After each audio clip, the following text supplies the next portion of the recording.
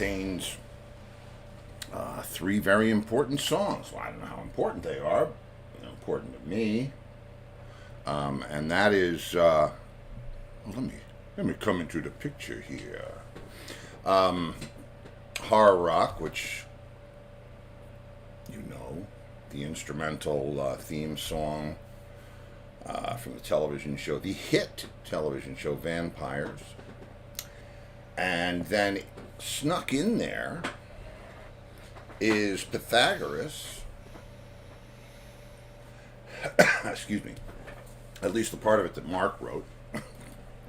And last but not least, Little Nightmare by our buddy John Entwistle. And speaking of Exhumed, I saw the artwork today, the final art.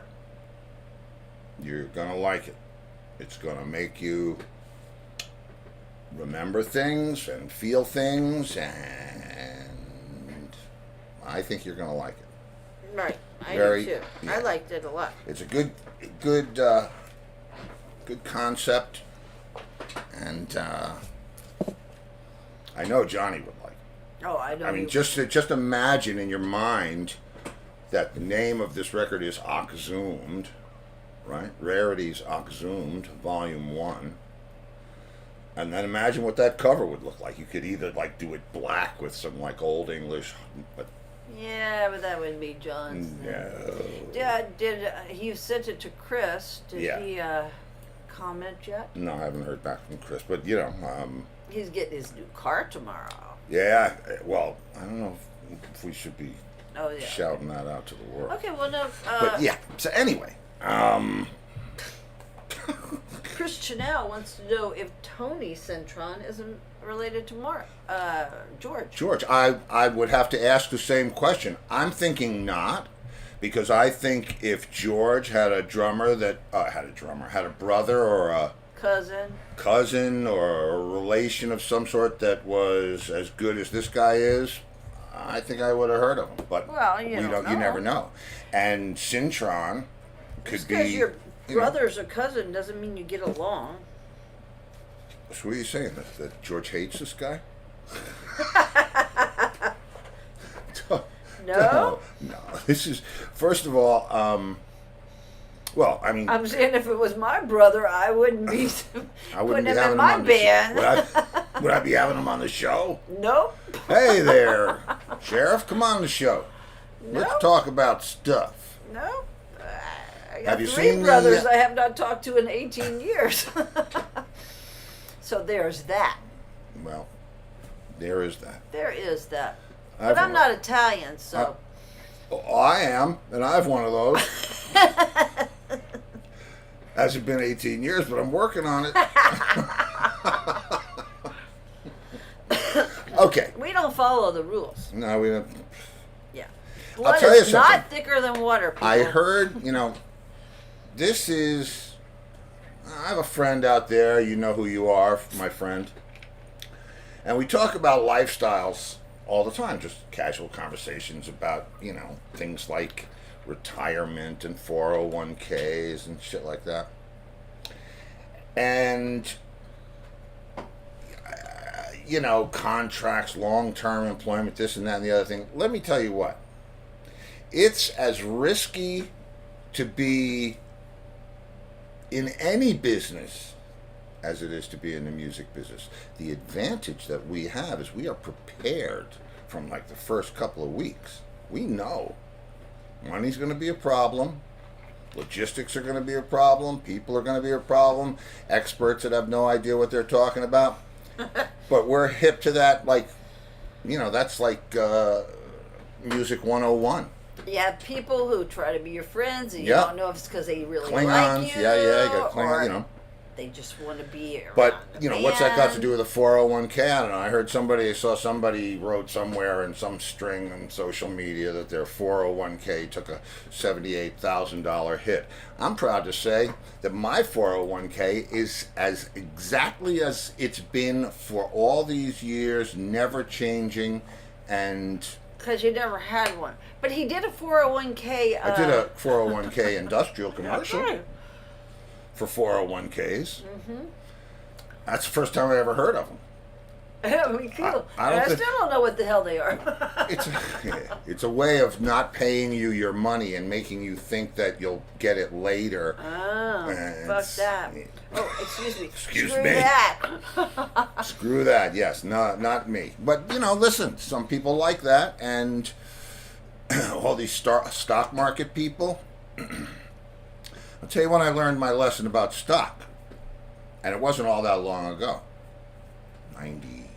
In the 90s. In the 90s? Mm-hmm.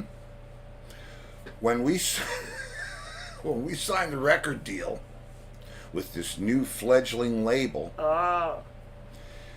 they gave John and me each 10,000 shares of stock in their company. Yeah. Now, did you ever see the Little Rascals episode where the lady sends the bonds up? Bonds are going up. That thing when they make the kite tail out of the lady's bonds, the old lady's bonds, Little Rascals. Don't recall that one. Listen, Steiny. I'm just saying I don't recall. No, well, it's a really obscure one. Oh. It's one of the black and white ones. Huh. All right. Anyway, so well, yeah. So I mean, anybody interested in 10,000 shares of kite tails? Boom. So let's see. What else is in the world? Okay, I told you I saw the final artwork for Oxzoomed Volume 1. Yeah, it looks really good. And we have John's actual Remy bottle on it. Oh, did you just give something away that I was come keeping on. as a... What? Really? Is that big a deal to give away? Well, if it is, you certainly stomped all over that, didn't you? Hey, you know what? I'm just giving it some press here. Yeah, you're giving it some press. That's right. It's like You're- before you go see a movie, You're you see pressing your luck. you see the people and they're like sharing parts of the movie with Yeah. the public.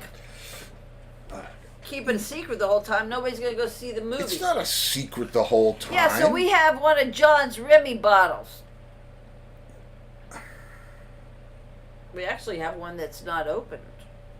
Yeah, this is an empty one. How many which is years a- later? 22 years. Well, I'll tell you what. Since you've taken us there, the Remy bottle that I posted, I guess it was to the group or someplace. That's the actual Remy bottle that we used in part of the art. Now, you don't tell them anything else about the art. It is supposed to I be a won't. secret.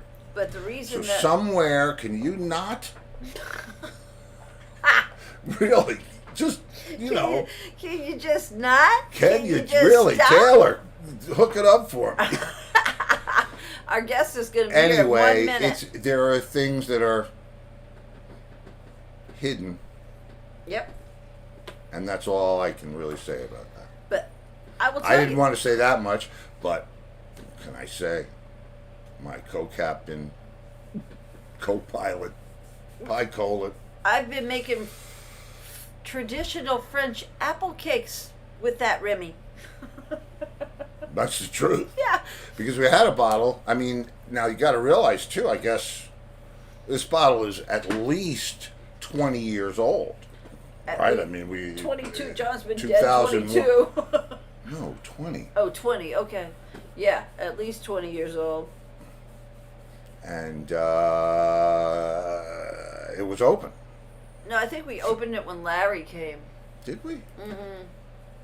Well, I don't know. I know So we have Larry one. could drink some of John's Remy. And one bottle we didn't open.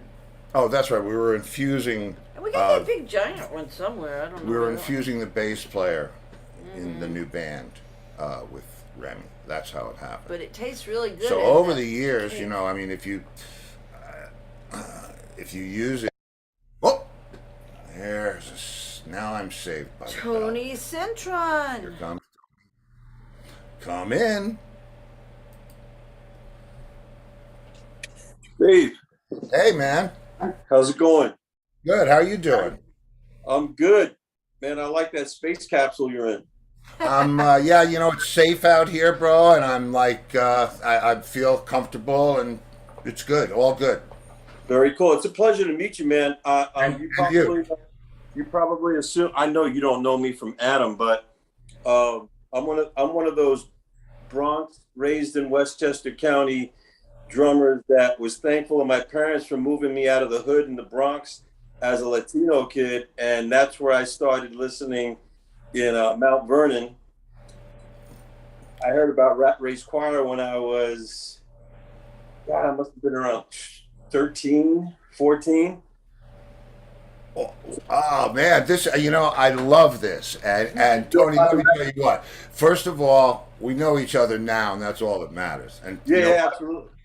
the hell with Adam, he can just I don't know Adam, but I know Tony, and I'm happy to know you. And Mount Vernon, especially Mount Vernon, is so freaking important to me in my mind, in the whole story.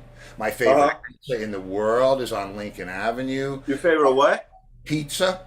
My brother made pizza from 15 years old at Pizza King there on Gramerton Avenue. You see, man, But you're talking about Johnny's Pizza. You know I am. Yep. You know I am. Those guys know my brother well.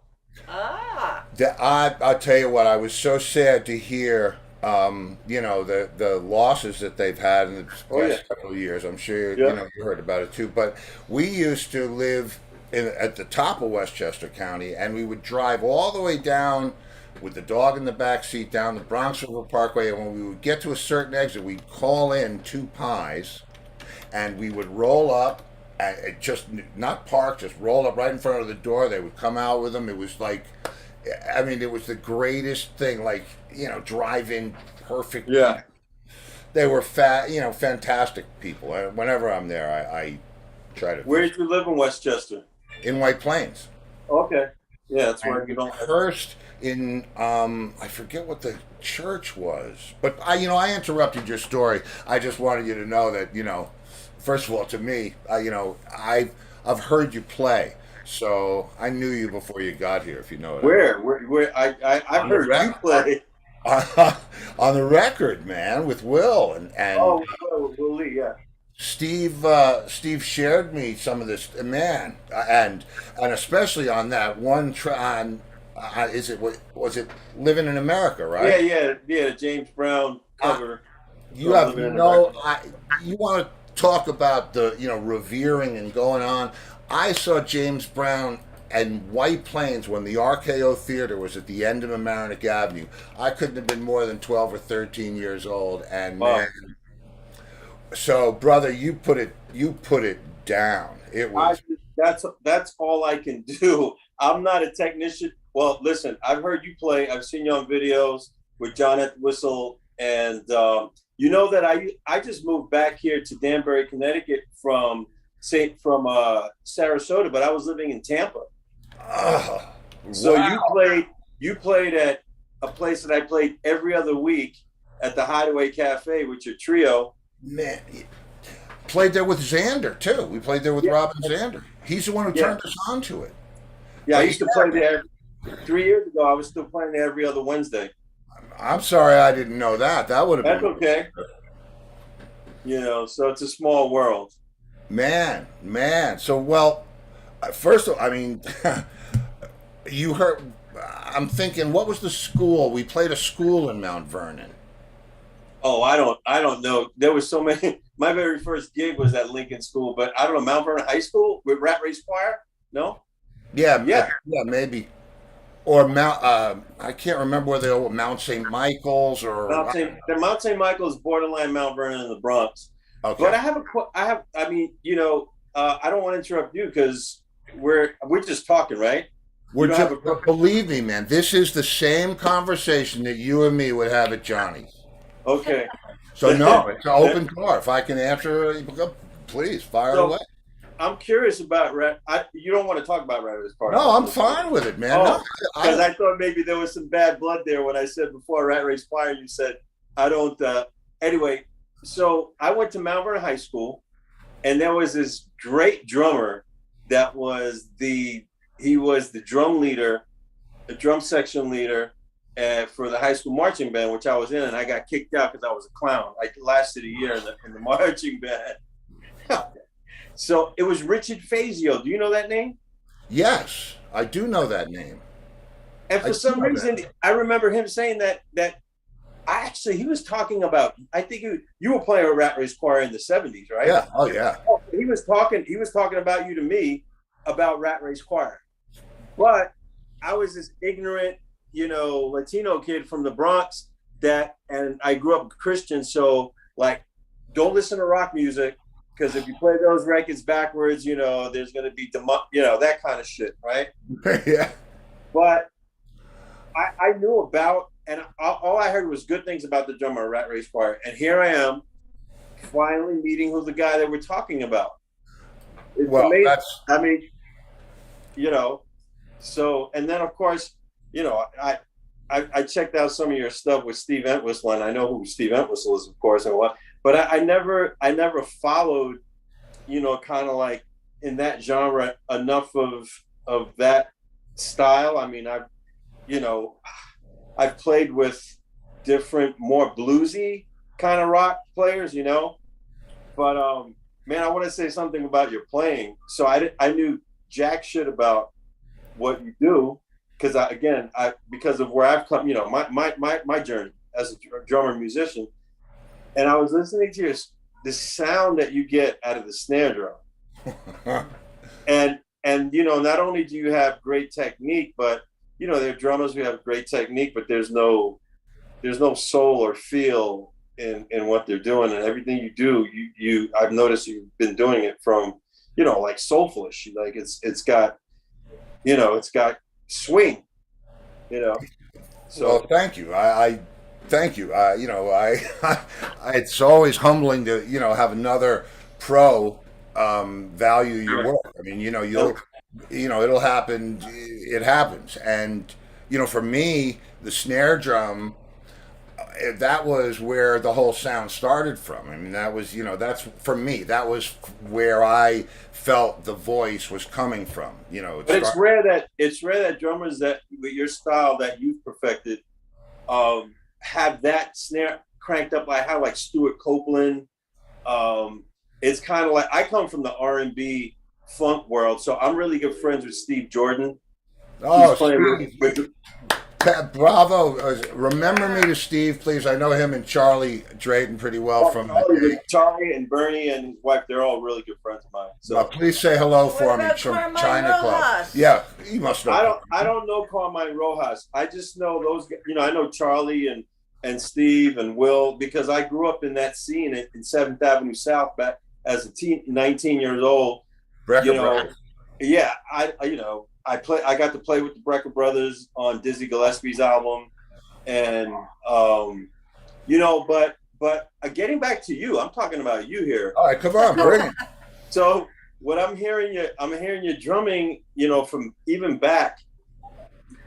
It's rare to hear drummers playing the double bass drum kit and that style of kind of like going towards the metalish with. I don't know, maybe I'm wrong, but you just had that snare drum cracking, popping, which is what I love aside, with all the things you were doing underneath with your solos and all the slick patterns, but that snare drum just like really killing. Really cool stuff. I tell you, let's have the snare drum talk then, because my first drums were Slingerland, and not probably the highest end stuff, a couple of kits, and I bought a kit. Whatever, mid 60s. Yeah. After that, the next kit that I had was fiberglass. Yeah, five. Chrome and fiberglass. And that snare drum, 6.5 by 14, I just used to use an ambassador on the top and a diplomat on the bottom. So real light, thin on the bottom. Ambassador on the top, cranked to death, and a 24 strand duplex, the wide snares. And that was how that sound started. Then I found out about a guy named Fred Hinger who was making snare drums, orchestra snare drums. And they're made out of something called phenolic, which is like circuit board. And I said, right. I got to get one of those. And this thing was so delicate. He machined the throw-off assembly out of a single piece of aircraft aluminum. It was a ridiculous, I still have it, obviously, ridiculous, just precision drum. and the snares on it were coated wires, they called it aircraft cable. It looked like gold wire, like it was sealed with gold plastic. Right. And it made this real orchestral snare drum sound. Man, I ripped this thing apart, changed the heads, put on and that's that sound. I'm always going for the sound of You that. still have that drum? Oh, yeah. Oh my God. Oh, yeah. I know what drum you're talking about. I unfortunately don't have any of the drums I first got when I'm one of those people, I just didn't use my brain, my head. I admire people like yourself that have vintage. I have a really good friend drummer in Florida. He collects, him and his dad, who was a drummer, collect all vintage Slingerland and Ludwig stuff, so, but that's pretty cool that you still have it. Well, yeah, I mean, I still have it because it's just part of my arsenal. If I need that thing and I need to go there, I have other snare drums as well. But I have a question for you. Yes, I sir. saw a picture of you playing a D drum kit. Am I Yeah, right? so the question, I saw you playing that same kit, that same finish. I had that same finish. That The drum. Galaxy Black? No, I had the coral kind of orangey. Yes, that was. I'll bet that was your kit. That was At NAMM? when I went up to play at. Oh, come on! We were just talking about it. The The Hideaway. Hideaway. Yeah. I called the guys at D Drum and said, is there a set so I don't have to drag my kit all the way up here? Right. Yeah. And they said, we have this beautiful kit, one of a kind, blah blah blah, new finish. So you have that kit? I have that kit, but physically it's in Puerto Rico. In case I go to I go to do stuff to like jazz festivals in Puerto Rico and stuff.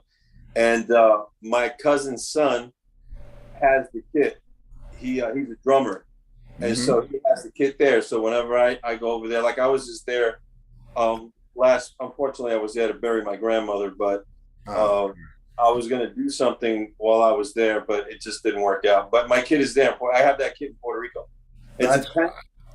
I think it's the same kit. If you have that, because I remember Felix telling me that he was going to bring over a kit, and he was all bragging on the finish, one of a kind. Yeah, it was a beautiful finish. Though that's your kit, then. I mean, is that the sizes? Was it a 22 by 14 kick? You remember? It might have been. Yeah, it was. I know it was a 22. I liked it because it was 22 by 14, like the old school, and it had some punch to it even as a 14. And then the toms were 10, 12, 14, 16. I forget what else. Yeah, I have I don't know. Maybe it was, maybe it wasn't. But I saw that kid. I went, oh, he's got the same kid I had when I was with D Drum. I'm telling you, if you looked at that kit and spotted that, I would bet dollars to donuts that's your. Yes. That's cool, man. Well, so how weird is that? I mean, how cool? That's amazing. I was with D Drum briefly. I did a video for them, and they took care of me, and then I just I had to go another route. So that's cool. Where did you wind up? Just with no one. Oh, okay. I get that. I'm back to playing. To go there. No, I was with Yamaha for like 12, 13 years when I was younger. And then I stopped playing Yamaha. I was doing, remember Smith Custom? Sure. I forget Joe Morowski. I did Joe Bonamassa's first record and first tour. So they designed, I wanted a Mitch Mitchell Silver Sparkle replica kit. So Joe Morowski built that kit for me, and I ended up selling it to the drummer that replaced me because Bonamassa fired the band without telling anybody. So they had my kit, and Bonamassa tried to keep my drums. And I was like, no, dude, those aren't your drums. And then the drummer that was playing at the time, Kenny something from Long Island, uh, he called me personally, hey, I really like those drums. Are you interested in selling them? I said, well, call Joe Morawski. Uh, if he makes me another drum set, tell him you can have them. Yeah. So he sold them. Joe Morawski sold them to him because he wasn't an endorsee. I was endorsed, and then they made me a new kit. So I've jumped around. I don't Yeah. care. Drums are drums. I've got Will Calhoun who's my best friend. He and I just sold in the last 3 years, 4 years. We've sold like 10 drum sets. Wow. Of your own, you mean? Yeah, of our own. His Mapex. He's with Gretsch now, so he's just playing Gretsch. And I went back to Yamahas, but I bought him. Wow. Well, I'll tell you what. A friend of mine, I'm sure you know Steve Ferroni, been playing Gretsch forever. He played. Yeah. I mean, he with Yep. Tom Petty and Clapton and so on and so forth. I don't know him personally, but he's a great. I love He's a him. monster, and Yep. that it seems to me because you remember when we were kids, and it would you were a Ludwig guy, you're a Slingerland guy, you're a Rogers guy. Yep. Did you have the Dynasonic? I mean, and I was never into any of that. What I had worked for me. And talking about John Entwistle, John Entwistle had 300 basses, and if you said to him, "What's your favorite bass?" he'd say, "The one I'm playing tonight." Yeah. You know what? If as long as you have the kit, and I'm not preaching about it. I just happen to have the stuff. I haven't really had. I've blossomed kits. I had a Grover Pro Percussion kit, custom made out of graphite, which is what I used the black set. If you ever see the black set playing with Entwistle, all those shells and everything. Yeah, I saw that. I saw that kit you were playing. Yeah, that's all graphite, and that's again, that's me going for that piercing sound. And Yeah. that was the first kit. I used a Fibes kit forever, with concert toms, all melodic toms, no bottom heads. Yeah. And so I got used to that high impact percussion sound, and that's what it was, man. I hear you, man. And yeah, so I just decided to, a lot of these companies now, they've dropped a lot of artists. I got dropped. I was with Zildjian for 30 years, and I got dropped about 5 years ago. But it's just, hey, listen, if you're not doing a high profile gig, I'm working and I'm playing with great people. But if you're not exposing their gear, I was never an A guy. I always say I'm like a minor league guy. And when they need somebody, a pitcher to come up and relieve a major league pitcher, I'm the guy that they call to come in at the last minute that can get it done. But Zildjian treated me great all those years. Even when they released me, they said, "Hey, you can come up for a last, kind of like a farewell." I was like, "Great." And then I was with LP for 30 years, and all those companies started merging, and they're like, "Oh, let's drop this guy, let's drop that." So I'm not ashamed of it. I have enough equipment. I have what I need. Ashamed of.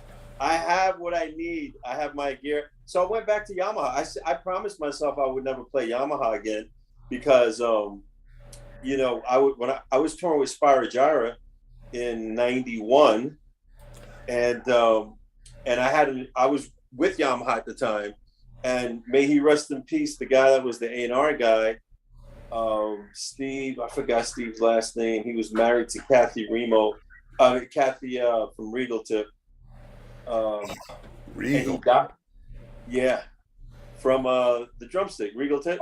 Believe me, I know. I have a picture of me with boxes of 5B nylon tip. I love those sticks. Who plays Regal Tips now? I don't know. I don't know. Anyway, I used to deal with Hagi in Japan, and so I used to get all my stuff direct. Like I would just call them, or email, whatever. And what do you need? And they take care of me. And then when the U.S. got involved with the American artists, drummers, again, I was never an A guy. I'm not Steve Gadd. I'm not Steve Jordan. I'm not those guys. Even though I was in the magazines for Yamaha underneath Steve Jordan, ironically, and but they kind of treated me kind of, I was with Spyro Gyra, who's still a well renowned Believe instrument, me. and I was touring with them for a year, and I needed some power toms. And so the A&R guy, we were playing the Monterey Jazz Festival in California, and I said, "Hey, Steve, you think I could get some? I need some toms for this bass drum, some power toms." And he was so insulting to me at the time, like, "Well, how long do you think you'll be with Spyro Gyra?" I was like, "What?" Like there was a contract. It was just a year for me. That was understood. So, and I think he knew that. So That's man. That's the bad side of so things. that's when I went boom. I don't need this kind of service. So I had drums. Like I don't need drums. And now you have drums, and they get backline all the time. So Right. I can get what I need. When I play. And I did Lincoln Center last 2 Fridays ago with Felicia Collins is the guitarist from the David Letterman show, Paul Schaefer. Yeah, sure. I did a show 2 Fridays ago before I found out my grandmother passed away the next day, and they had my exact kit, my sizes 8, 10, 12, 14, 16, 20 by 20, 20 by 18 kick, and and I was happy. I was like, wow, they have my drums. I mean, man, let me tell you what. When I hear you say I played at Lincoln Center, the first thing I get a flashback back to like third, maybe fourth grade, which is considerable time ago, and we went on a field trip to that place. It was actually we heard Leonard Bernstein conduct the fill, but I mean, Oh, you went to that? oh yeah, Oh, man. that And must have let me been tell you what the sound. I can't imagine. I've never done it. I've wow. played a lot of places, but I've never played there. I can't imagine how great the drums sounded at sound Well, check. you played other venues. It's just basically your journey is different from everybody's journey is different. Of I'm course, lucky. that's yeah. I'm lucky that being from New York, we're native New Yorkers, right? Even though I was Yes, born we in the are. South Bronx, I was born in the South Bronx, and my parents. I was saying this before when we were starting talking. My parents came from nothing from the island of Puerto Rico, back in the 50s. And if it weren't for my parents being smart enough to get us out of the Bronx in the early 70s, my life, I would not be sitting here talking to you. And let me tell you what, I have known that fact about that particular journey for as long as I can remember, Right. because um, my mom was from the city, so I knew, I knew the stories of that. But especially Puerto Rico, and as odd as it, and believe me, I'm not demeaning a thing. I got my education about Puerto Rico from West Side Story. Yeah, that's not the meaning because Rita Moreno was, that's where she was from. Well, I know, we have some people in common there, and I didn't mean to make light of it. It Yeah. has because I don't make light of it. I mean, if you were to ask me my least, well, I don't want to go there. The fact is that music accompanying the thread of that story, and I don't know if you've seen the new one, but it's freaking stunning, man. Is it? Oh God, it's I, there's a thing on YouTube. See now we're into this. This is what I like. There's a thing on YouTube of America, which is right. one of my just incredible, and both girls that are just do a great job, and they cut it.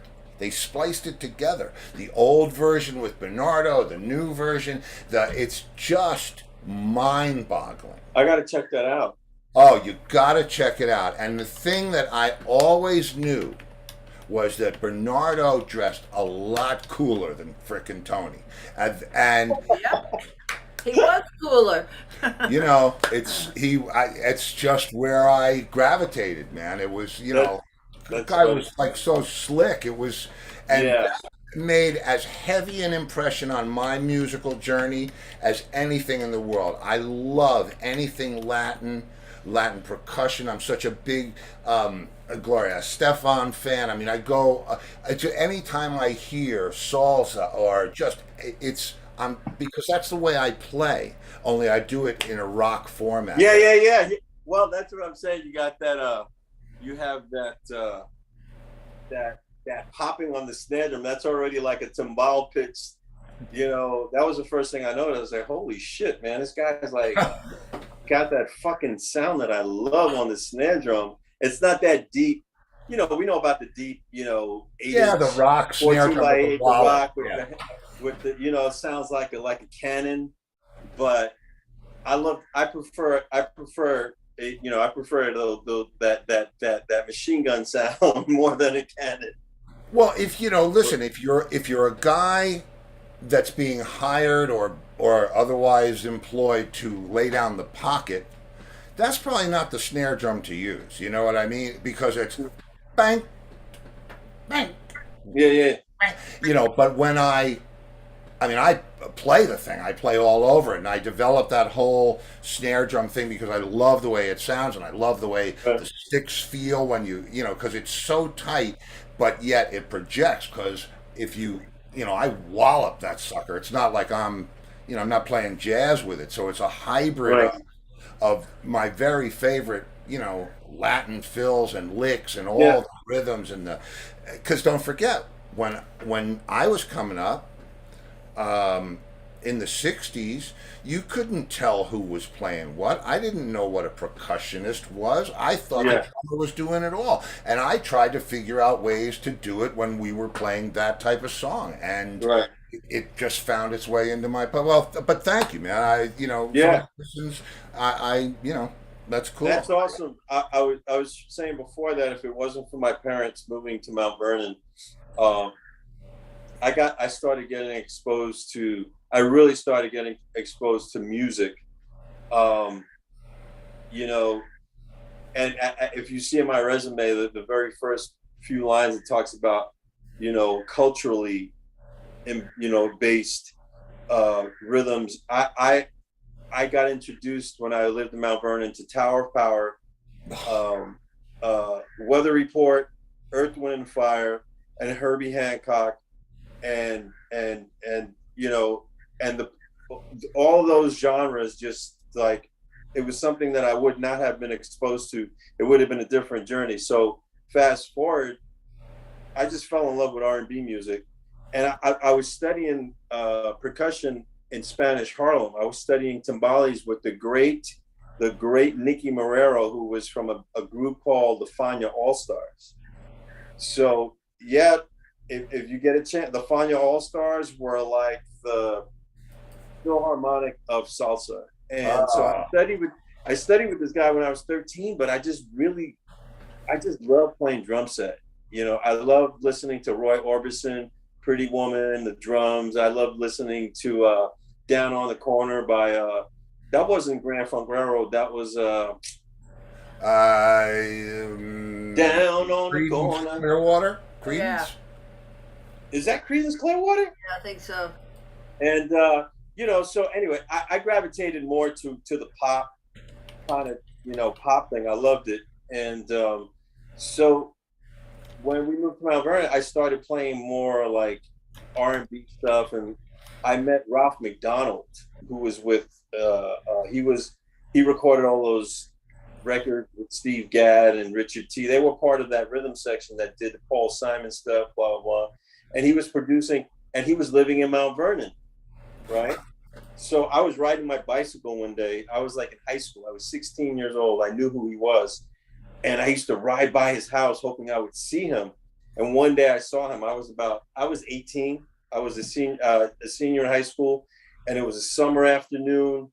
And I saw him outside, and I just stopped and started talking. I told him I was an aspiring drummer, blah, blah, blah, blah. Fast forward, I find myself in 1980 getting a call from Roberta Flack because I was in his studio at the age of 20.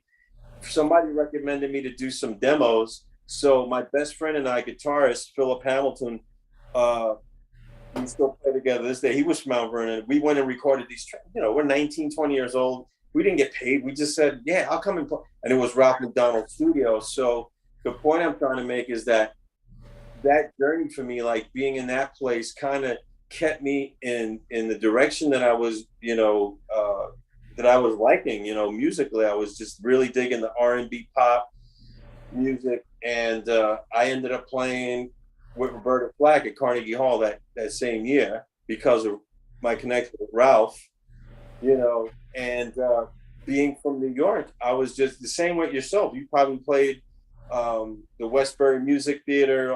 Sure. You probably played the Garden. Did you play the Garden with Entwistle? No, but but I did play. I played with Mountain for a while too, and we did. Whoa, wait.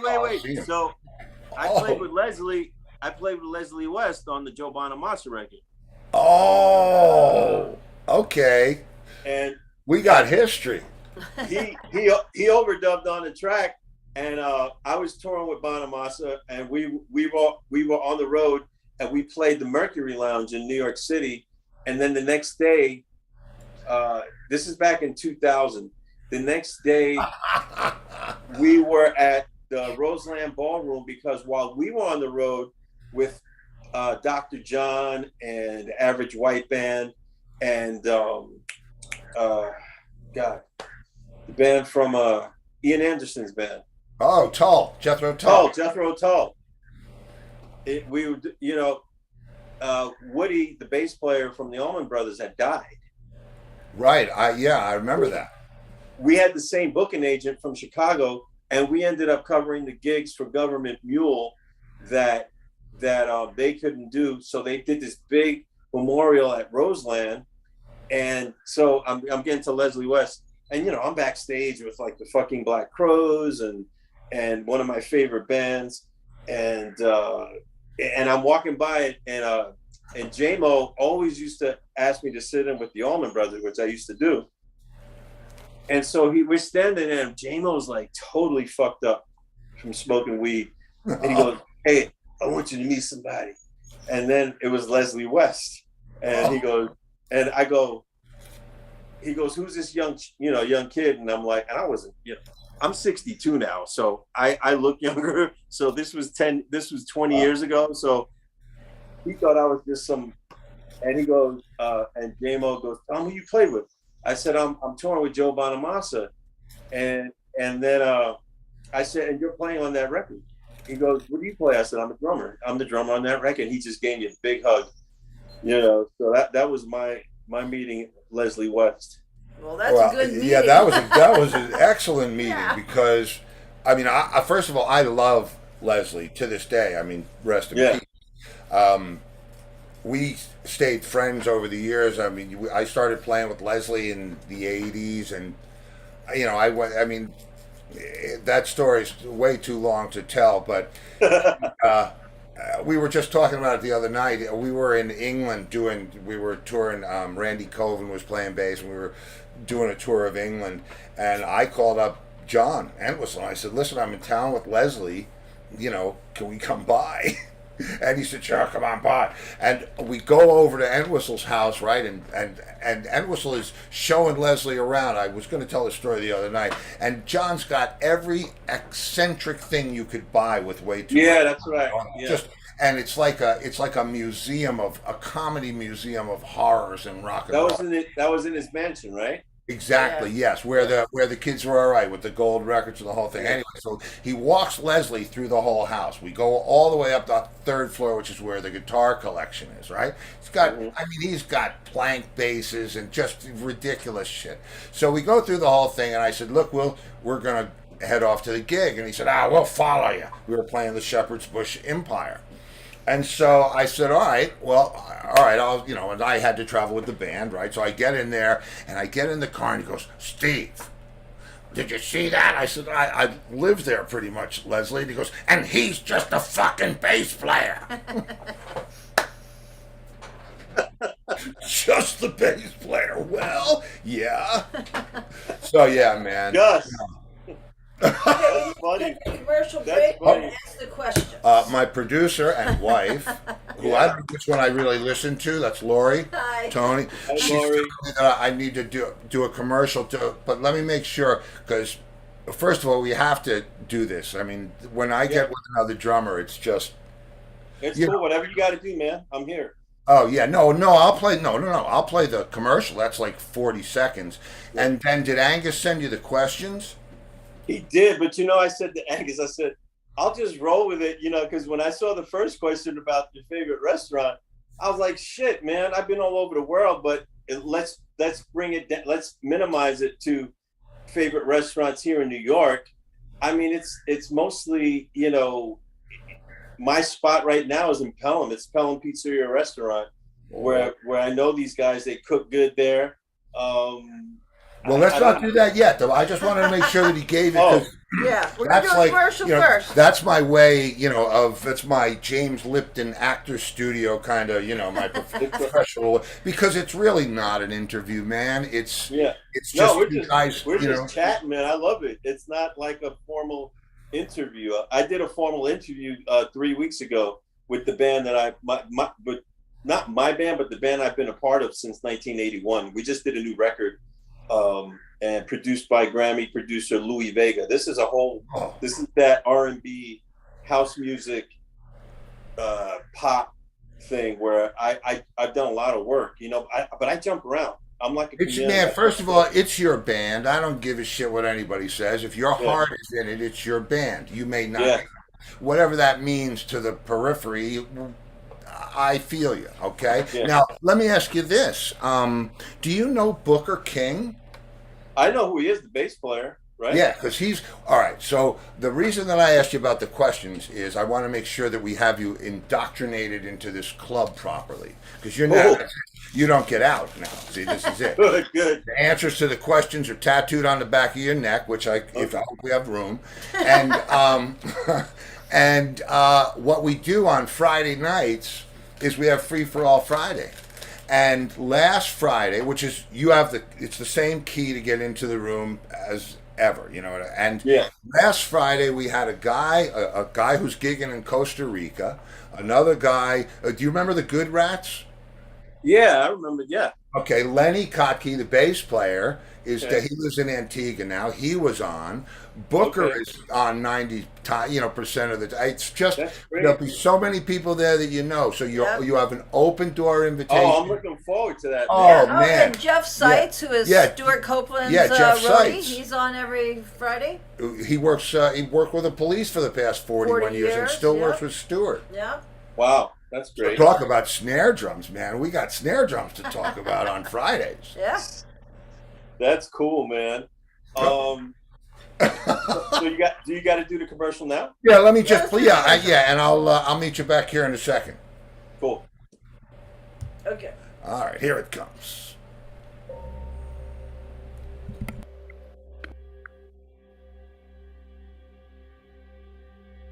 Oh, I like that shirt.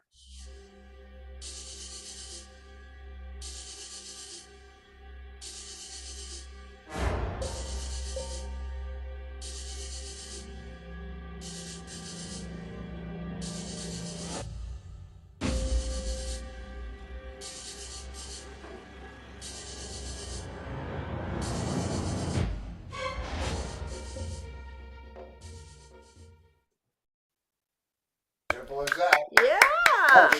Very cool, man. Thank you. Yeah, thank you. That's it's it's one of the wonderful things that our business allows me to do. Excellent.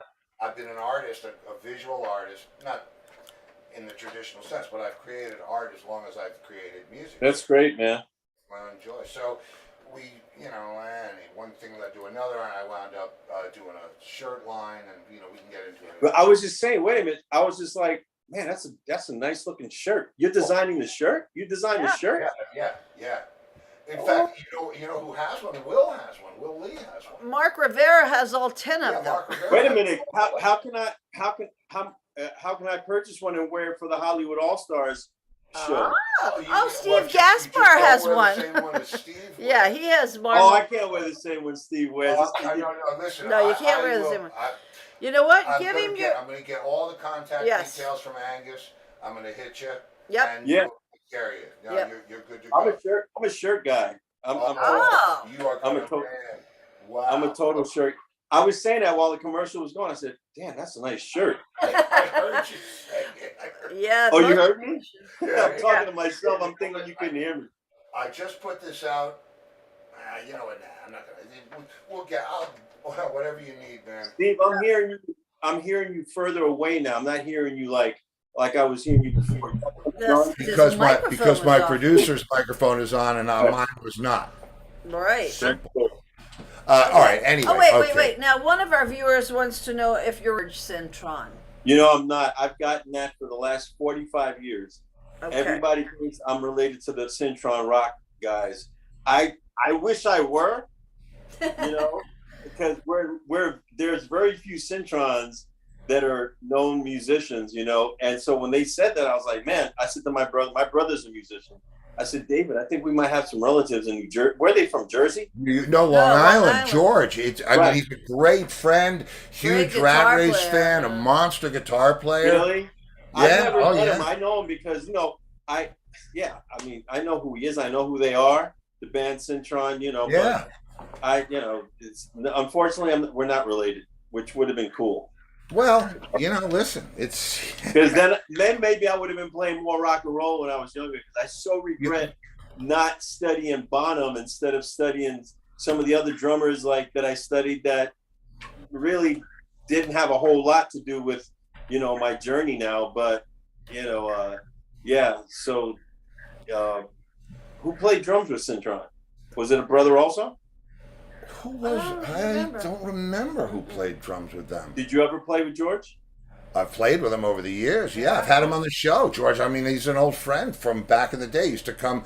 They used to open for Rat Race, and yeah, he was always phenomenal. Now he's playing with the Windborne Symphony. Yeah, now he does Led Zeppelin. Led Zeppelin with an orchestra, and with Randy Jackson from Zebra sings the. Oh, cool. It's a whole big.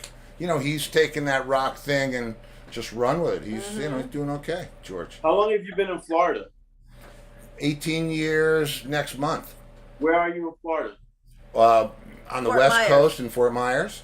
Oh, you're in Fort Myers? Mm-hmm. Yeah. Okay. I was just in West Palm Beach 4 weeks ago playing a private show, opening up. That's across the alley. Yeah. But I'm sure, listen, I can't wait to hear the Hollywood All-Stars. I got to tell you, I really wish I had devoted more of the conversation to this, but... well, let's talk about it. Let's talk about it. Who are you playing with? Go ahead. Yeah. Tell me, man, because when I heard that track, I was like, oh, because, you know, I know Crispin and Arno and, you know, I one way or another, and now I know Tony. So, you know.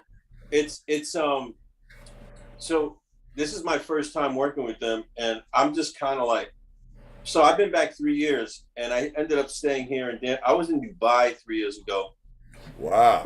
Performing, and I took a month off to come and see my mother and my family up here. So I bought a new car in Florida, in Clearwater, and I said, let me drive up and surprise my mom. Long story short, came up here. My mom found out she had pre-stages of dementia.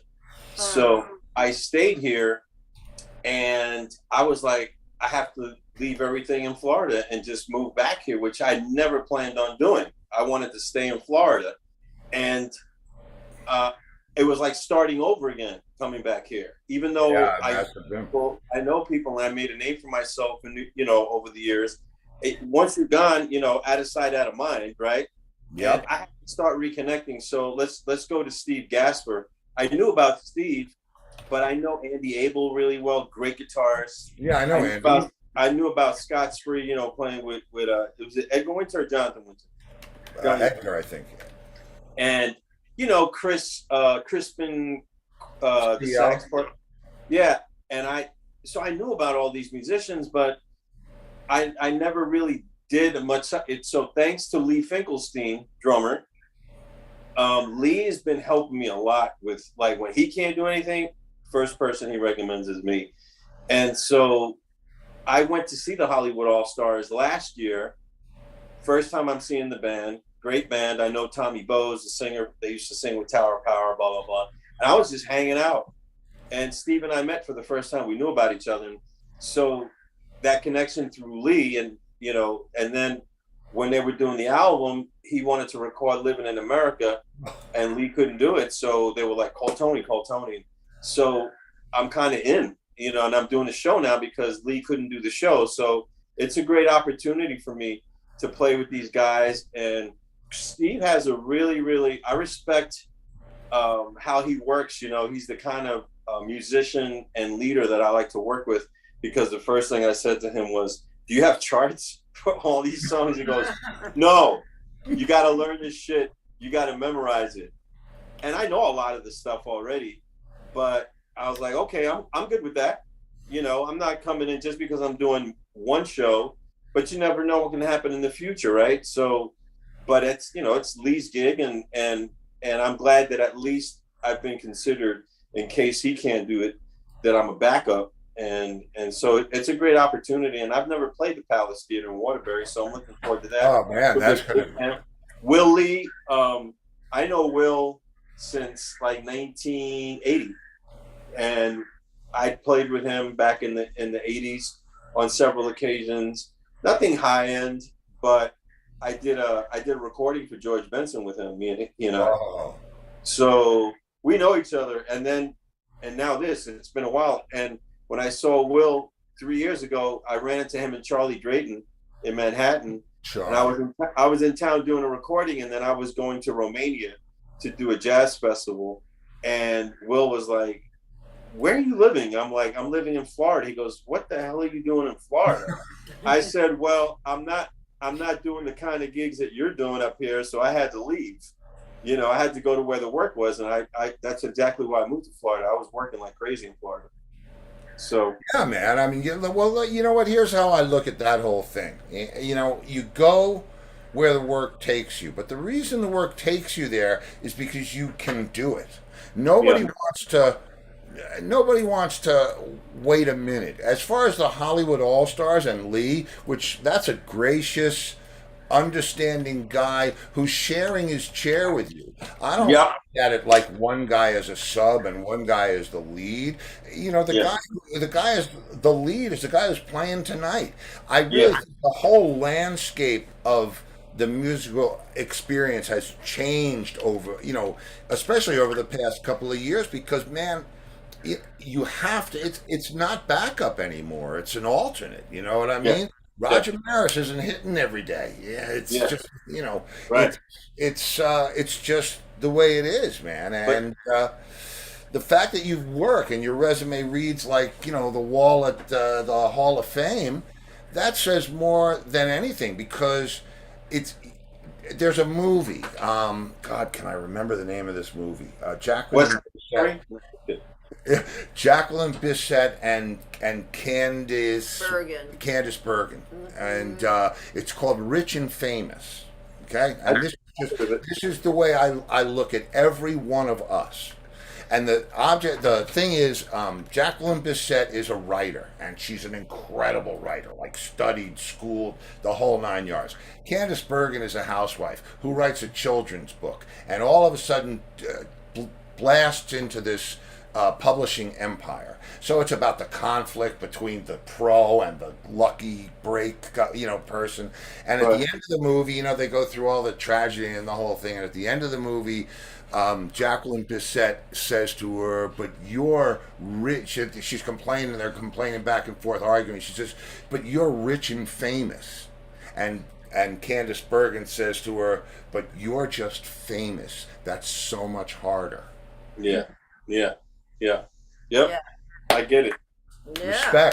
Respect, my friend, respect. Yeah, absolutely. That I definitely, like I said, I mean, I've worked hard, you know, to stay in this business, I you know know, you. and not be stuck in the past. But getting back to the Hollywood All Stars, I'm really looking forward because I never, like I said, the first time I knew about them. I saw them last, and I got to meet Steve. So it worked out, and here I am. The doing living in America was really great. You know, professionals, Andy Abel and Steve, and you know, The Uptown Horns. I mean, those guys played oh on yeah, the track. yeah, Well, guess I mean, it's well. Listen, I tell you what, we're gonna waffle all night. I'm gonna jump onto the questions. So the tattoo person is right out in the hallway. Um, okay. here, and the thing about, let me tell I you. got them all here. Okay, you're good. So we can, we'll find a bit of space and we'll put 'em. Fun space. The whole idea, but behind the what's your favorite restaurant on the road question is, I like all kinds of food, and like you, I've been all over the world and I've eaten every kind of thing in the world. But there's one place out in the world that if I was to go there, I would be like, oh, that means I can eat at. Yeah. So that's the Like vibe. San That's Antonio, like Rudy's Worst Barbecue. your favorite barbecue could be in Puerto Rico, could be in Dubai. I have a question about Dubai. Wow. Go ahead. I'm ready. Did you by any chance see a Formula One race when you were there? No, I didn't. I did not see a Formula One race. I know about. I heard it's it's unbelievable there. Yeah. But anyway, I sidetracked. But that's where I'm going for. So, but you pick any restaurant that makes that gives you a chill, and I'm with it. Any restaurant, pick any like internationally. Anyway, like if I told you we were playing a gig in Israel and you couldn't wait to eat at Puffy's Pop-Offs, so any place. Some place that just stood out in your mind. Could be barbecue, could be fine Paris cuisine, could be anything. I really don't have, like I said, I don't have a favorite restaurant like that in mind. Anytime I go anywhere, I eat. I just have to go to a really, really good Italian. One of my favorite restaurants here in New York is Lamanda's in right there. The Italian, family owned, almost hole in the wall type of place. Lamanda's? I don't know Lamanza's, but I know. I mean, is know that in Little Italy? Umberto's. I know Umberto's, but And which is Luna. closed, and Luna, and and Cafe de Lot Midtown. If you haven't been there, Mm-hmm. their pizza, for a Midtown Yeah, their snooty pizza's like- Italian place, it's It's very ridiculously expensive. But their Italian food is. It's the only upscale, snooty kind of restaurant Yeah. that gets down to the home, the Right. home base, the home cooking. It's Where is that? unbelievable. It's called Cafe de Lot. It's Midtown. It got to be 50. It's near It's by Carnegie Hall. yeah, it's right by Carnegie Hall. Yeah. Oh, okay. All right. I'll keep that in mind. I'm an Italian food guy mostly. Oh, Okay. man, Well, so what is you the will place you you'll said freak. before in Pelham? So yeah, what was the place in Pelham? This just, it's not just a pizzeria. It's a restaurant. Also, it's called Pelham Pizzeria. It's Pelham on Pizzeria. Okay. Wolf's Lane in Pelham. Been Got going it. there for 30 years. Every time I came off the road from a tour, I drop my bags off at home and go straight there to go eat. That's my spot, really. Well, It's that's- not. It's not the Four Seasons. It's not, No. Giovanni's in Little Italy. I really don't. I'm sorry that I don't, because That's okay. Believe me, it's just We've had people say Waffle House. we've had people say Waffle House. So it doesn't. Okay, on the road. Waffle. On the road. Okay, on the road. Yeah. Cracker Barrel.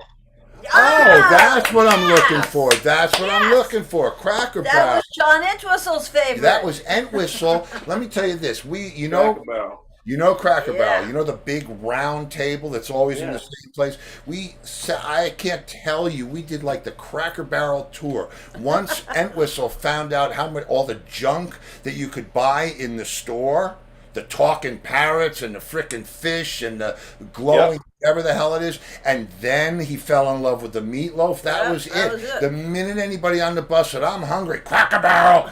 Yeah, because I didn't want to go to McDonald's or Burger King, so Right. I wanted to do Cracker Barrel. Okay. Good answer. Now we're in Right. it. Now we're in it. All Okay. right. So I got my first tattoo. That was the first tattoo, Cracker Barrel. Yep, that's it. Okay. Set list comes out, and there it is. Your favorite song to play live, doesn't matter when, doesn't matter with who. When you're playing that song, that's like, that's it. Man, the only thing I can think of, and I'm thinking in the last over, and I haven't played it, of course, but I'm getting ready to do.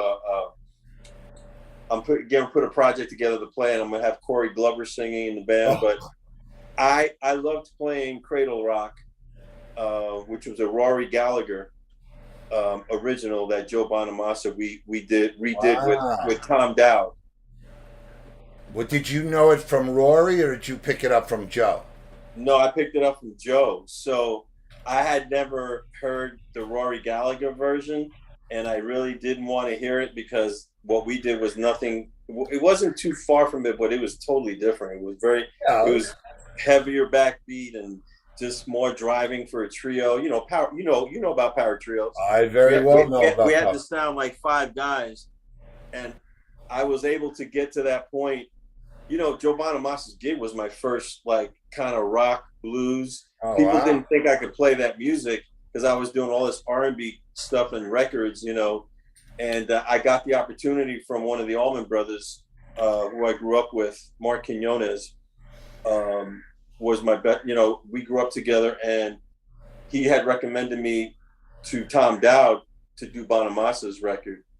And I forgot where I was going with that. What were we talking about? We We were just talking about your favorite song to play live. Cradle Rock. Done. Yeah. Cradle Rock. Okay. Excellent. Okay, now the set list comes out. Not so happy to see this song. It doesn't matter when, doesn't matter where, doesn't matter with who, but if I never have to play this song again, what's that song? Oh man, there's a lot. There are a lot, man. So it doesn't matter the genre. Nope. Oh man, whenever I go sit in with a band, especially if it's an R&B, you know, it's an R&B jam session kind of thing, and they, okay, wrong. Anytime I go sit in with bands and they hear my name like it's a, you know, oh, is he Italian or Latino? And then I go sit in and they go, hey, so how about if we play Oye Como Va? I'm like, what the hell no. I hate playing Oye Como Va. But I always get it. Like, I feel like just because I'm a Latino, Oh I can play man. some, we can play something else. Yeah, Oye Como Va is like my least favorite to play.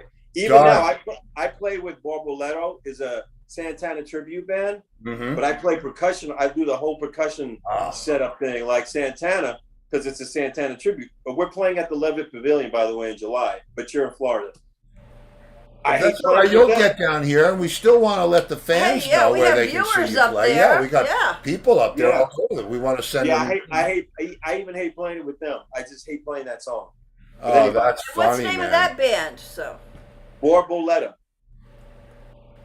Borboleta, which is the name of a song Borboleta. Horrible. Borboleta. Borboleta. She's got it. Okay. That's the name of the I shit. mean, that's so funny about the. I'll tell you. First of all, I hate the stereotyping shit in the first place.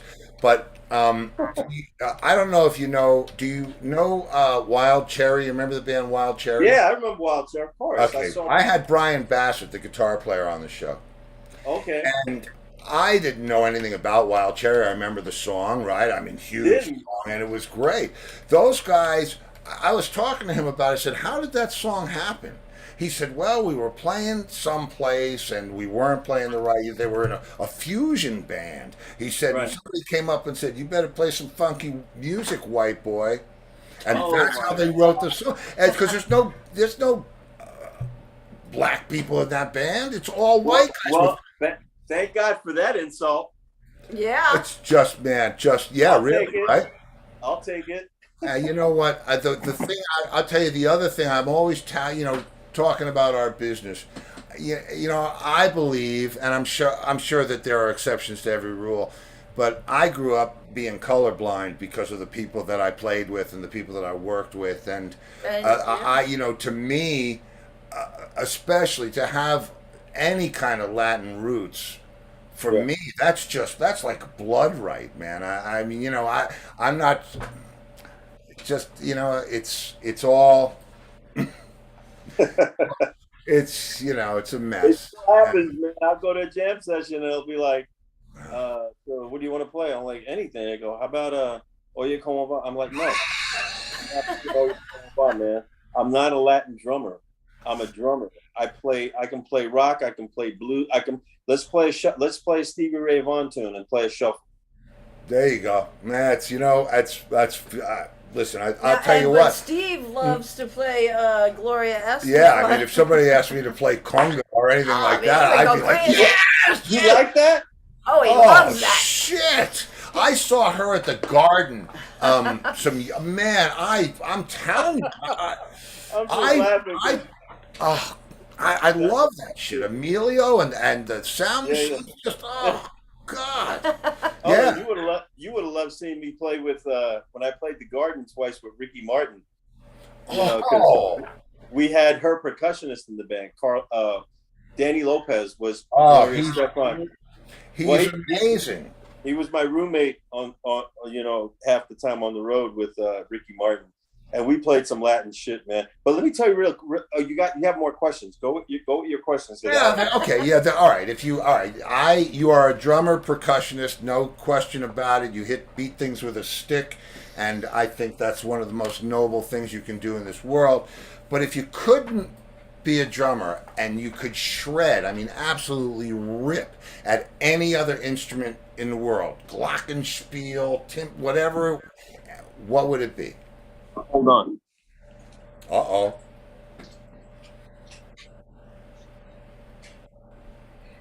There's your sticks. Huh? This instrument right here. Oh, This P-bass, blonde neck. This Fender P bass. Yeah. I love bass. You know, I don't know if I could rip. Would ever want to rip on an instrument like this. I love this. This guitar was my first instrument, but I didn't want to learn how to read music and play scales. So I kept with the drums. But this instrument, I have two basses. I got a Fender Jazz and I got this P bass.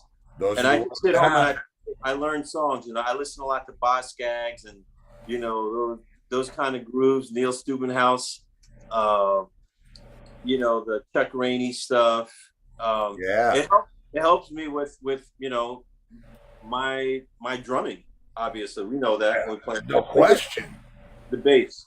Definitely. Man, yeah, that's awesome. And let me tell you what, I'll tell you tell you a couple funny anecdotal based stories. I'll give you the last question and then dinner's on. Okay, I'm mixing a record, an Entwistle record, and John comes into the room and he says, "What's the matter? You look troubled." And I said, "Well, I can't decide if the bass is too loud or not." And he said, "Well, turn it up, then you can be sure."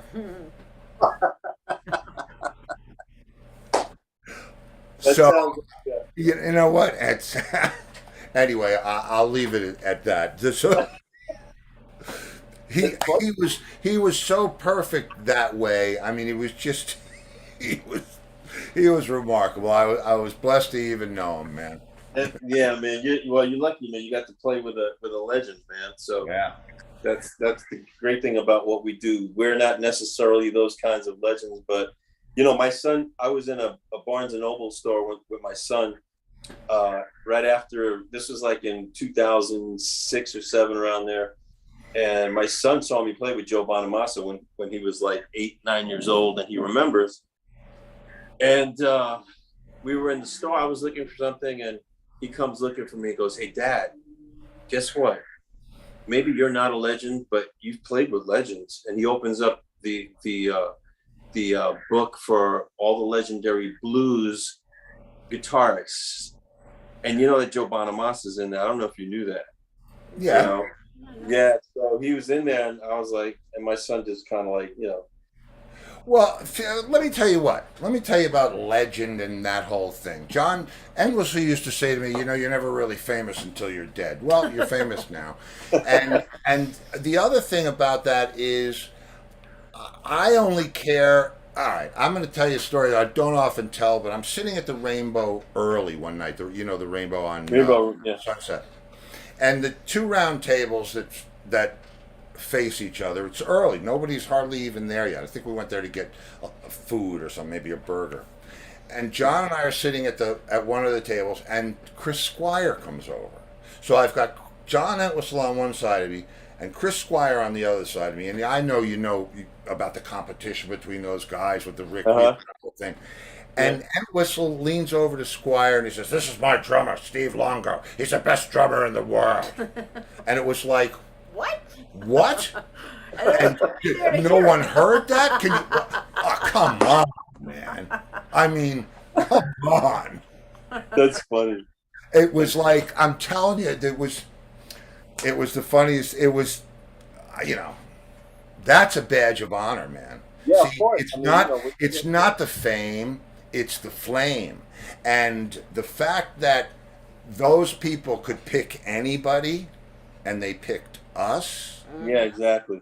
Yeah, there's a All, the reason. only person you got to be a legend to is the guy who wants you to play Yeah, with. yeah, exactly. And it's fine that you get the compliment. Listen, I've been working with a producer named Louis Vega, who's very Yeah, I he's know one. Louis Vega. I know Yes, Louis.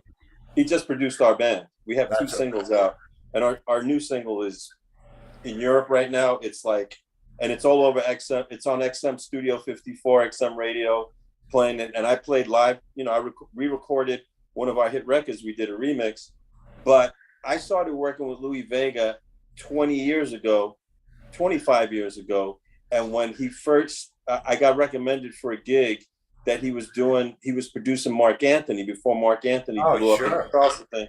So we did this show, and he really was not at all feeling what I was doing back. And I did the gig. You know, I was everybody else was fine; they were digging it. But you know, he's a producer. He's got his ear. He's hearing something else, and he just wasn't feeling it. 15 years later, I get recommended to record on his one of his first big projects with big artists on there. Again, George Benson, Eddie Palmieri, all these big Latin jazz art, and it was just I had to do brushes. I had to do some Brazilian. I went into the studio. He goes, "All right, play me. I'm gonna play you a reference." And it was a reference keyboard bass with a melody, and I had to, so cool. Fast forward now to 2016, I went to South Africa with him, and so now I'm starting to play more of his music from his band. And the more I started working with him, the more I was becoming what he calls me now, an official house recording drummer. And So, that music is just a driving beat, right? You know, yeah. but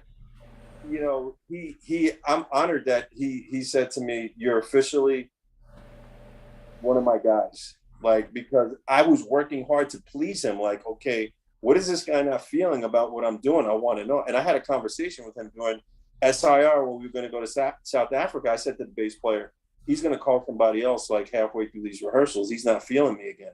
I said, I went through this shit with him 25 years ago. And then I spoke to him and I said, Lou, I said, I need to know exactly what it is you're not feeling because I'm here to please you. I said, how about you give me a click track with all of the tracks just to make sure, I'm not laying a little bit behind the beat because he wants it. Yeah, I know. 25 and it cannot budge, so we worked it out. Now he calls me all the time and he's like, Because you cared, man. Because you gave a shit about the gig. You gave, it wasn't about the number. It wasn't about the chair. It was about the goal, and the goal was to do it right in the eyes of the guy who was, in that position. Yeah. And, ding. All right, ready? Last question. All right, I got you. And then we're going to be looking for you on Friday, man. Oh yeah, because let me tell you, It's- people are commenting.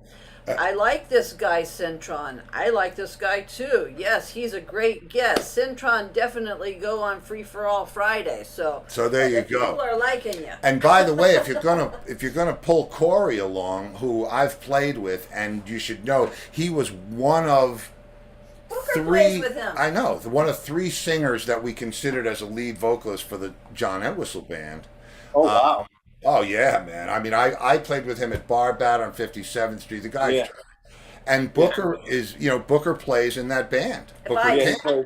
Yeah. So if you're gonna pull Corey, you might as well pull Booker too if you can, because I mean. Yeah, I saw them like 6 months ago. They played at the Bitter End. Yeah, I So mean, I'm telling. I've played with Booker virtually, yeah, sent him a track, he Oh sent him, man. and man, let me tell you what, Book he's is fun. great. He's He's great, fun to man. play with. So, all right. Anyway, Friday night, you know, What time do you do Friday night, Steve? anytime. Well, From it's the seven to same eight. like this, 7 to 8 or 8:20 in this case. But Okay. no, it's I was telling you we had one guy from Antigua, one guy from and Michael who was backstage at Madison Square Garden with Billy Joel, Yeah. Uh and huh. We got a guy from Aruba we that had pops in. it's just so much fun, man. A You'll lot of really people from and Jersey. there's no rules. You come in when you can, and you stay as long as you want, and leave. All It's all right, people man. that have been on the show Yeah, before. it's funny. I mean, it's a fun, good time stories. But now, Well, for, I promise you that if I can't do it this Friday because I'm learning like 30 songs for a gig on Saturday. But if I can't do this Friday, I will definitely jump in on next Friday. Or if I can jump in for a few minutes, for that's 15, it. 20 minutes. Yeah. If you're in the middle of that, that would be if you take a 5 minute break and just Right. dial in. But it's Yeah, every Friday. That's what it's every Friday, and you're welcome any Friday. Yeah. I So, appreciate it. I know that now, and I love talking, man, as you can tell. So, and I yeah. have stories. I've got plenty of stories that I'll tell you at some other time. Again, I'm not a Latin drummer. I didn't grow up playing Latin music. I stopped playing Latin music because I was hearing it in my house all the time. I wanted to play something different. Long story short, when I met Mark Quinones, we toured together for 10 years. And do you know how he got the Allman Brothers gig? Real quick. He won't say it, but I'm saying it. We were touring with Spyro Gyra together, he and I. You know who Spyro Gyra is? Yeah, was Julio in the band then? Yeah, Julio Fernandez, and Say blah blah hello blah. for me, please. So we're playing, and we're in Florida. We're doing a tour in the South. We're playing the Jackie Gleason Theater, or I don't know where we're playing. And Butch and his wife came to the show because Butch was a big Butch loved listening to other styles of music. He wanted to go see Michael Franks. Michael Franks was opening up for us. So we do the show, and then after the show, the manager Phil Brennan comes over, who lives in Clearwater, and we're still good friends. Phil Brennan comes in. We're kids. I mean, kids at 30, and he comes up. He goes, "Hey, the drummer for the Allman Brothers band is here. He wants to say hello to you guys." And I was like, "Holy shit!" I mean, I knew who the Allman Brothers were. Greg Allman and Ramblin' Man and blah blah blah. And Mark Quinones goes, "Who the fuck are the Allman Brothers?" And I go, "Dude, they're like one of the most legendary Southern rock, bands in the history of this music." I said, Greg Allman, Butch Trucks, J-Mo. Long story short, Butch comes in with his wife. "Hey, how you guys doing?" He goes, "Hey, Mark, I really like what you're doing on that percussion." He goes, "The brothers are getting back together for a tour." This is when they came out of their hiatus. They were rehearsing at SIR on 52nd Street. They had booked the whole month. They locked out a room. Butch gave Mark a card. He says, "If you're interested, come by and jam with us. We might think about using a percussionist." And I looked at him after Butch left and I said, "You better go to that fucking jam session at SIR." And guess what? He's in the Rock and Roll Hall of Fame now. Now I'm going, Oh. Dan. Now I'm going to do. I'm going to show you 2 seconds of something just because I can, Okay. and just so you know I get it. Okay. Which one was The what? The last sound night? in? Yeah. Oh, last night? Yeah, last night. What do you mean? Which one was From that? Oh, the Dickie? yeah. Number 4. Okay. Oh, Dickie Betts? Yeah. But you might get a Is it not swag. here? It's not here. Shit, I thought it was loaded. Yeah, no, it's But not we here. had the sound man from Dickie Betts? No. I played with Dickie at a show, and I actually. Oh, did you? Yeah, I You played got- with you have Sarah. it- Is it on YouTube? It might be. I don't know. You know what, man? I'll show It was you. Rick I can find it. Derringer. It was Rick Derringer and Dickie. It was an amazing show at Rick Derringer played on the album with us too, with the Allman, with Joe Bonamassa. That's incredible to me. Yeah, Rick's up in Bradenton, but you knew that from because you're right Yeah, across and yeah, you were in Clearwater. Man, I'm sorry I missed But that. we had But you know what? I'll play it for you another time. It's just we're doing yeah. sound Find now. it, and send me a text or get my number from I'll Angus just and send send me it a to you. text. I'll send it to you. It was Yeah, fun. It was absolutely. yeah. So I get it. And Warren Haynes and Matt Apps are we go back Yep. a long way. And Yeah, those are great guys. When Woody died, they did a record with all different bass players on it. If you, I think Yeah, I know. John Ellison was on that record. Yeah, Phil I Lev. brought him to those sessions down with the guys from Fish. I think were there. I don't know. Probably. Yeah, It's that's the beautiful thing about our business. It's I just love a big Warren family. Haynes. Warren Haynes Yeah. came up. Warren Haynes came up to me at the Mercury Lounge. Him and Mark Quinones came to the show when we played with Joe Bonamassa. We were on tour. I was nervous as shit playing New York because I knew, the cats come out, right? Charlie Drake. Yeah. Charlie's a good friend of mine, and I love Charlie. Charlie's an old yeah, friend. and Warren Haynes and Mark came backstage after the show, and they said, "Man, you guys sounded like five guys. wow. That's You cool. know, you sounded like you had two extra guys up there playing." Because I used to have to, I have carpal tunnel, Oh, and I used to have to soak my hands in ice after the show from hitting so hard because I was never playing that hard. I never had to play that hard anywhere with the kind of gigs I was doing and recordings. And I mean, I can hit hard, if required for recording or depending, but like that, playing with just the trio, about power. You know what we have to do is, I playing. do. And believe me, I had that whole syndrome. Man, that's a whole nother story of tendonitis and carpal tunnel. And he had You- ice you- buckets. He had to duct I had tape his I had sticks. I play with a conventional grip, right? I mean, I know. yeah, and my tendonitis in my left hand got so bad I couldn't do this anymore, and the Oh, roadies used to have to take duct tape and wrap it around my fist, and I would just play like this, just flopping around like a Yep. fish. And you Because had of ice buckets. and ice buckets, and I would have to stick the hand with the tape, and yeah. I was doing that with Bonamassa. I was sticking my Yeah. hand in ice buckets after the yeah, shows. Yeah. yeah, been But there. it was Man. worth. It was worth it. Yeah. I'm lucky. I still have it, but I've done a lot of things to help it, and Well, I have some. I got rid of mine, and but that's also another conversation, and I'll share those things with you because I did some amazing stuff over the years. It was horrifying for me. Yeah. It's one thing that in my left hand I can switch over and play match grip, but in my right hand, if I have it, I'm already playing. I'm playing. yeah. And man, I had it in both wrists. It was horrifying. But again, no Before glory. before we go, I want to plug the Hollywood All Stars again for anybody Please, that man. Saturday, June 25th, 2 weeks from this Saturday. What I like about the All Stars is that they're somebody's asking me, so what's the music like? What's the band? I said, it's like high end. It's not a Vegas act, but if you want to see a really good fucking band in Vegas playing good music with a horn section, this is the kind of band you would go see, the Hollywood All Stars, and you got it right here in Connecticut.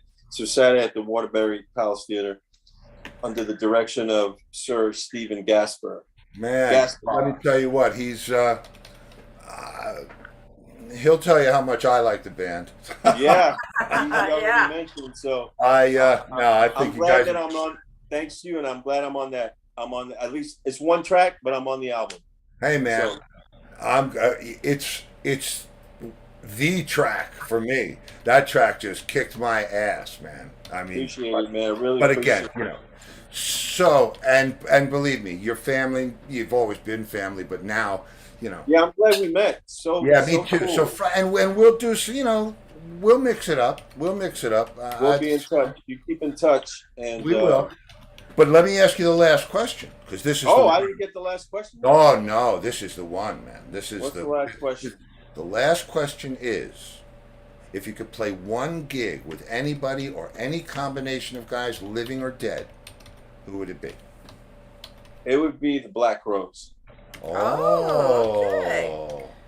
If I could play a gig, it would be that band because I love, you know, Chris Robinson is a mixture to me of Mick Jagger, um, uh, um, Robert Plant, you know, and I don't know who the third person would be. Maybe James Brown or Prince, but you know that energy, and I love that. I love that bluesy rock, you know, funky rockish. The Steve Gorman. Have you ever seen Steve Gorman playing? Yeah, I know. Yeah. He's like you. He's like I think he plays traditional, but man, he just lays that fucking that where he sits on the groove, and it's so big. You know, Well, yeah, man. Believe me, the Black Crows. Now, let me ask: was that Mark Ford's band? Wasn't Mark Ford the guitar player in that band? Yep. the Black Crows. Yeah, he was. It may be, but and excuse me the fact that I didn't know his name, but yeah, he's like the second guitar because Chris Robinson is the other guitar. Right. Yeah. So that other guy, the skinny guy. Who you talking about? Is he a skinny guy? Yeah, and I'll tell you how this is another. That guy's a motherfucker. I'm sorry. Well, let me tell you what. I produced a record for him.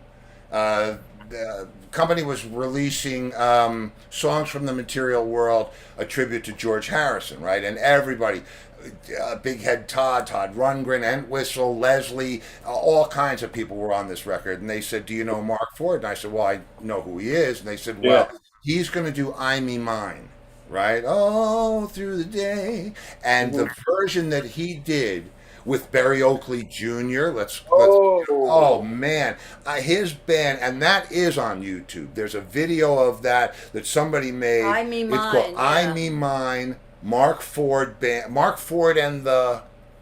Oh God, you'll find. I Me Mine. Yeah, the beat of the George Harrison song. Yeah. Yeah, And I Me Mine, I Me Mine. Yeah, but man, Mark with a C. yes, M-A-R-C. Mark with a C. At Ford and yeah, he's a badass. I love that guy. Man, but check out what they did to this song. It was.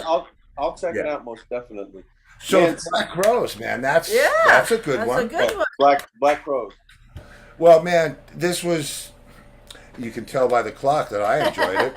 Yeah. Me too. It's like that Everybody drum lesson. enjoyed it. It's like that drum lesson that you give to a student and you really hit it off and it goes past an hour. This is like I know. The sun's going down. Johnny, it's time for dinner. Tell the teacher to leave.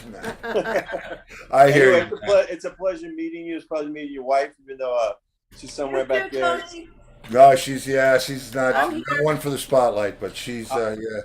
I'll be jumping in on some of the Zoom stuff with you now, man. I appreciate it. I love talking music and everything, in life, man. And he'll call you about the shirts. I'll call you about the shirts. Please do that. That I want to check man. out. I want to see if you got something that I might be able to wear that's not looking like Steve's. No, I'm thinking I got you covered. Yeah. I'm knowing. I'm a shirt. I'm wearing a Ramones t-shirt now, but I'm a shirt guy. Like I love shirts. Okay. Well, it would be my pleasure to wear, but we'll do that. There's no question. All right, brother. All right, man. All right, Steve. Thank you so much for being man. here. I'll see you real soon. I'll talk to you even sooner. And bless your heart, man. Talk All right, soon. Steve. Thanks, brother. Yeah, bye, Tony. Right. Take care. Tony. Bye.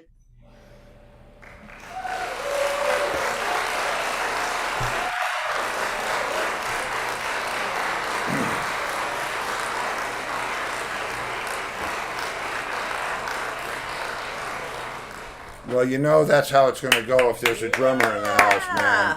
Especially one that plays. When you hear this song, when you hear the Hollywood All-Stars, and you hear the song that Tony played on, I wish I could play it for you. It's so good.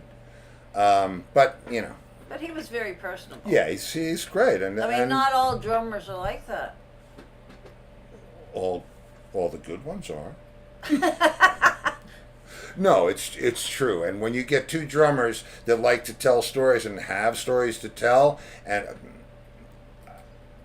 that's an all-nighter. That's an all frickin' nighter. All right. That's if we want to eat, it's 8:35.